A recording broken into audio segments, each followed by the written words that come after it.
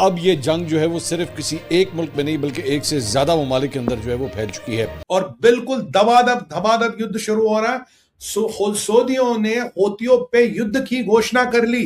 क्या हम इस जंग में शामिल होंगे या किसी तरीके से हम बच पाएंगे? सऊदी अरब पर यमन का हमला, हूती विद्रोहियों ने सऊदी अरब में मिसाइल दागी है। सऊदी अरब के हमलों का जवाब दिया गया है। 4 सालों से जो मिसाइलें शांत थी, जो बारूद ठंडा पड़ चुका था, वो अचानक फिर से दहक उठा है। यमन के हूती विद्रोहियों ने सऊदी अरब पर मिसाइलें दाग दी हैं। पाकिस्तान का एंड गेम निश्चित, ये खुद पाकिस्तानी कह रहे। खौफनाक किस्म का फटा बढ़ गया है और मशरिक वस्ता की सूरत-ए-हाल नाज़रीन उस लेवल पर पहुंच गई है कि जहां पर पूरी दुनिया इसकी लपेट में, लगभग पूरी दुनिया आ चुकी है। पाकिस्तान का जो सऊदी अरब से मुआहदा है, वो मुआहदा ये है कि सऊदी अरब पे हमला, पाकिस्तान पे हमला तस्वुर होगा।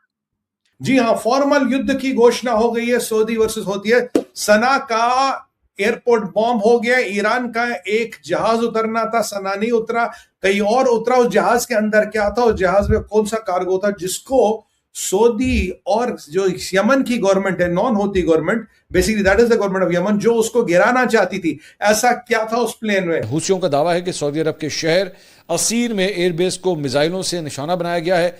याद रहे कि यमन के हूथियों ने सऊदी अरब पर सना इंटरनेशनल एयरपोर्ट पर फिजाई हमला करने का इल्ज़ाम जो है वो आयद करते हुए खबरदार किया था कि इस कार्रवाई के नताइज जो है वो सऊदी अरब को भुगतने पड़ेंगे। क्या ट्रंप को निपटाने का पूरा प्रावधान तुर्किया में हो गया है? सारे अवशेष जुड़ गए हैं, सारी कड़ियां जुड़ गई है। हाँ, ट्रंप साहब को निपटाने का कार्यक्रम तुर्किया में हो रहा था। इसके पुख्ता सबूत और इसके पुख्ता प्रमाण सामने आ गए हैं। ये जो हौतीज हैं, इन्हें बैक कर रही है ईरान की प्रॉक्सी है। इन्होंने नाज़रीन मिसाइल मारे, इन्होंने ड्रोन्स मारे हैं। अच्छा, दूसरी तरफ नाज़रीन स्ट्रेट ऑफ हॉर्मुज, आबना हॉर्मुज के बारे में डोनाल्ड जे ट्रंप ऐलान कर गया है कि अगले चंद घंटों में या 24 घंटों के अंदर अंदर हम आबना हॉर्मुज के ऊपर जबरदस्ती कंट्रोल करने वाले हैं। यानी कि जो इस्लामाबाद का मुआहिदा था, मेमोरेंडम ऑफ अंडरस्टैंडिंग था, जो इस्लामाबाद एग्रीमेंट था नाज़रीन, वो महसूस ये हो रहा है कि बिल्कुल साइडलाइन कर दिया गया है। और ट्रंप ये ऐलान कर चुका है कि भाई जी हम आबना हॉर्मुज के ऊपर मुकम्मल कंट्रोल, बल्कि कब्जा करने जा रहे हैं। यमन के अंदर जो है वो बेसिकली 3 मुख्तलिफ ग्रुप इस वक्त वहां पे मौजूद हैं। एक तो हूसियों का ग्रुप है जिसको ईरान की बैकिंग हासिल है, एक सऊदीज का ग्रुप है और एक मुत्तहिदा अरब अमारात का ग्रुप है। आप अंदाजा कीजिए कि ये इतनी बड़ी जो है प्रॉक्सी वॉर वहां पे इस वक्त लड़ी जा रही है। जो दिलाने की कोशिश कर रहे थे कि जिस आग से आप खेल रहे हैं ये सब कुछ जला देगी, ना कूदें इसमें, ना छलांग लगाएं इसमें, ना खुद को फन्ने खान बनाने की कोशिश करें, ना साबित करने की कोशिश करें आप नहीं हैं। पाकिस्तान एक गरीब मुल्क है और अपनी औकात और हैसियत से बड़ी छलांगे मारने की कोशिश करेगा तो बर्बादी ही आएगी। अब नाज़रीन हो ये रहा है कि हौतीज ये कह रहे हैं कि आबना हॉर्मुज एक तरफ से बंद हुई है, दूसरी तरफ से जो बाबुल मंदेब है, यानी कि आबना हॉर्मुज की तरह एक और जो स्टेट है जो रेड सी और गल्फ ऑफ एडन को आपस में मिलाती है, जो कि असल में इंडियन ओशन से जो भी शिपिंग होती है या जो भी ट्रेड होती है वो गल्फ ऑफ एडन से होकर रेड सी में जाती है, रेड सी से वो स्विस कैनाल के जरिए मेडिटेरेनियन में जाती है। तो ये जो रूट है बुनियादी तौर पर जो बाबुल मंदेब वाला, हौतीज ये कह रहे हैं कि हम इसे बंद करने लगे। जहाँ तक सऊदी अरब के रद्दमल देने की बात आती है सऊदी अरब को, तो जाहिर है उसमें ना चाहते हुए भी पाकिस्तान इसके अंदर शामिल हो जाएगा। और जब पाकिस्तान शामिल होगा तो क्या सूरत हाल क्या बन सकती है, क्या चीज़ हो सकती है, ये सूरत हाल बड़ी अजीब व गरीब है। और ऐसी ही सूरत हाल में हम एक बार पहले भी आए थे जहाँ पर पाकिस्तान की पार्लियामेंट ने यह खुलकर कहा था कि हम किसी भी जंग का हिस्सा नहीं बनेंगे। लेकिन अब तो सूरत हाल ये है कि हमने सऊदी अरब के साथ डिफेंस एग्रीमेंट किया हुआ है, तो उसके बाद हम खुद को लाताल्लुक कैसे रखेंगे, ये सूरत हाल बड़ी अजीब व गरीब पाकिस्तान के लिए एक मुश्किल जो सूरत हाल है वो बन सकती है। ब्लॉकेड एंड सऊदी अरब ने जो यमन के सना एयरपोर्ट पे ब्लॉकेड लगाया हुआ है, अब यमनी अंसारुल्लाह कहते हैं कि जब तक ये ब्लॉकेड नहीं हटेगा हम हमले जारी रखेंगे। ये बहुत बड़ा सीज फायर था जो इनके दरमियान चल रहा था और बड़ी मुद्दत से चल रहा था। तो वो जो नाज़रीन इस्लामाबाद बेस्ड मेमोरेंडम था या इस्लामाबाद एग्रीमेंट था, वो जो MOU था, वो तो कोलैप्स करता हुआ नजर आ रहा है। Obviously, it is a big challenge for Pakistan as well. Saudi territory पर हमला अगर होता है, we do have a defense pact, और इस सब के अंदर ईरान ने तो डायरेक्टली इसमें इन्वॉल्वमेंट नहीं दिखाई, लेकिन ऑब्वियसली हौसी जो हैं वो ईरान के हिमायती याफ्ता। मोहम्मद बिन सलमान साहब कह रहे थे बहुत दिनों से यार यहाँ से प्रॉब्लम हो सकती है, इसीलिए उन्होंने पाकिस्तान के साथ टाई अप किया। और ये पाकिस्तानी के जहादी क्या बोले जी, हिंदुओं को मदीना मक्का पे कब्जा करने, इसलिए हमने सऊदियों के साथ टाई अप किया। भाई साहब, ऐसी कोई हिंदुओं की मंशा नहीं, किसी हिंदू ने ऐसा कुछ कहा भी नहीं। ये सारी मंशा आपके हूतियों की, और उन्होंने ये उल्टे सीधे काम की ईरानियों के कहने पे, यानी कि शियाओं के कहने पे ये हुआ है। आप हिस्ट्री उठा के देखिएगा, कोई भी देख सकते हैं। अब Mohammed bin Salman was bracing for this कि ऐसा होगा। एक इंटेल आती है, महान एयर का जहाज, महान इज द आपके ईरान का नेशनल कैरियर, वो सना के लिए जाता है, सना के लिए। अचानक जो गवर्नमेंट है अदिन की, वो ईरान को बोलती don't interfere in our internal affairs, अपना जहाज वापस ले लो। भाई जब जहाज उड़ता तो यूजुअली परमिशन होता है, तो बोला अपना जहाज वापस ले लो, राइट, और भाई अपना जहाज वापस ले लो। तो बट यहां क्या हुआ कि उन्होंने मना कर दिया, and in the meanwhile Saudis got triggered कि भाई इस जहाज के अंदर कुछ अच्छा पैसेंजर है। उस जहाज के लोग अंदर अंदर बैठे होते हैं, death to America, death to Israel, death to America. वो ना वो गाना नहीं गाते, वो राम नारायण बाजा बाजा था, death to America, death to Israel, वो सब चल रहा था। अब ये जब जहाज हवा में था साहब, तो सऊदीज तो सबसे पहले जो गवर्नमेंट थी उन्होंने जाके बमबारी की सना के एयरपोर्ट पे, क्योंकि जहाज को उतरना था सना में। अब सना के एयरपोर्ट पे बमबारी हो रही, इतने में सऊदियों के जहाज है, उन्होंने सना के एयरपोर्ट पे बमबारी और की, तो सना का एयरपोर्ट का रनवे पूरा बर्बाद कर दिया ताकि जहाज उतर ही ना पाए। इतने में खबर आती एक जहाज रशिया ने भेजा है ईरान, उसके जहाज के अंदर सारा कमांड कंट्रोल, इट्स बेसिकली जो अमेरिका का प्रेसिडेंट का डूम्सडे प्लेन है, समथिंग लाइक दैट।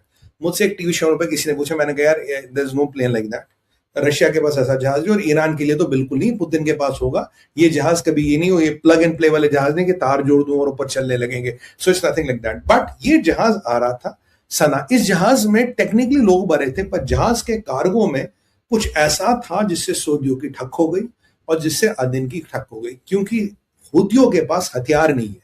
और मैंने आपको कहा था पिछले 6 महीनों से ईरान ना हथियार दे पा रहा ना पैसे दे पा रहा, पर अभी ईरान के पास पैसे भी आ गए और ईरान ने हथियार बेचना शुरू कर दिया। तो कुछ हथियार कुछ जा रहा था, और निशाने पे क्या है, सऊदी अरबिया, सऊदी अरबिया के ऑयल फील्ड्स, और possibly even Mohammed bin Salman. I won't be surprised.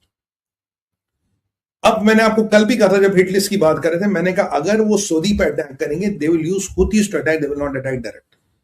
तो अब सऊदियों ने बॉम्बिंग कर दी, तो जहाज को डाइवर्ट कर दिया। वेस्टर्न साइड में हुदोई करके एक जगह है, तो वहां के एयरपोर्ट पे इन्होंने उतार दिया। आई वाज नॉट श्योर उतरा नहीं उतरा, बट फिर कुछ वीडियो आए जिससे पता लगा हाँ जहाज उतरा, और हूतियों ने कहा जी हमने आपका ब्लॉकेड तोड़ दिया, हमें कोई फर्क नहीं पड़ता। तो सऊदियों ने वार्निंग दी हूतियों को, और जो गवर्नमेंट ऑफ यमन है, बेसिक जो असली गवर्नमेंट ऑफ यमन है, उन्होंने वार्निंग दी है ईरान को, यहां के लफड़ों में मत पड़ो, we will not leave you. तो सऊदी की versus Houthi versus the government of Yemen, यहां एक लफड़ा शुरू होने वाला है, और यहां भी सेंटर पीस में ईरान है। ईरान के पास जैसे पैसे है, they wanted to activate Houthis. Houthis क्यों? हूतीज को आप एक्टिवेट करोगे तो बारबन मंडेल एक्टिवेट करोगे, तो गल्फ ऑफ एडन में आप तंग करोगे। सो अभी आप स्ट्रेट ऑफ हॉर्मोज में तंग कर रहे हो। So if you want to really mess up things in Gulf of Aden and Bab el Mandeb, तो आपको हूतियों को हथियार देने पड़ेंगे। बट इजरायलियों ने ऑलरेडी एक व्यवस्था की है, उन्होंने एक छोटा सा कंट्री बना था सोमालीलैंड, सबसे जाके पहले इजराइल ने उसको रिकॉग्नाइज किया। क्यों? जैसे सोमालीलैंड को इजरायलियों ने रिकॉग्नाइज किया, now Israelis can manage Houthis if they try to do something in Gulf of Aden and Bab el Mandeb. नमस्कार दोस्तों, स्वागत है आपका भारत नाउ में। दोस्तों, पहले सऊदी अरब की तरफ से हूतियों पर हमला होता है, उसके जवाब में हूतियों ने भी सऊदी के ऊपर मिसाइलों से हमला कर दिया। अब इस सिचुएशन के अंदर पाकिस्तान सबसे ज्यादा परेशान है, क्योंकि पाकिस्तान ने डिफेंस डील साइन कर रखी है सऊदी अरेबिया के साथ, और दिक्कत यह है कि पाकिस्तान अब जंग में कूद नहीं सकता, क्योंकि अगर कूद जाता है तो फिर ईरान के खिलाफ युद्ध छिड़ जाएगा पाकिस्तान का, जो कि बहुत ही भयंकर सिचुएशन क्रिएट कर देगा पाकिस्तान के अंदर, क्योंकि ऑलरेडी पाकिस्तान की हालत इंटरनली काफी ज्यादा खराब है। बॉर्डर इश्यूज चल रहे हैं, बलूचिस्तान जल रहा है, ऊपर से ईरान के साथ युद्ध होना, ये सबसे बड़ी चिंता का विषय पाकिस्तान के लिए बन जाएगा। बट यहाँ पर डिफेंस डील साइन की है, तो सऊदियों की बात माननी भी पड़ेगी। अगर नहीं मानते तो फिर सऊदियों की तरफ से जो बचा कुचा पैसा पाकिस्तान के पास पड़ा है उसे भी वापस ले लिया जाएगा। मतलब चारों तरफ से पाकिस्तान जो है वो बुरी तरह से फंस चुका है। और यहाँ पर इंपॉर्टेंट चीज ये है कि जो फ्लाइट यमन के अंदर लैंड करने वाली थी, जिसको लेकर सऊदी अरब ने हमला किया था, कहा यह जा रहा है कि ईरानियों की तरफ से उसमें हथियार और बाकी सामग्री पहुंचाई गई थी ताकि हूथियों को मदद मिल सके, क्योंकि ईरानियों के पास अब पैसा आ चुका है।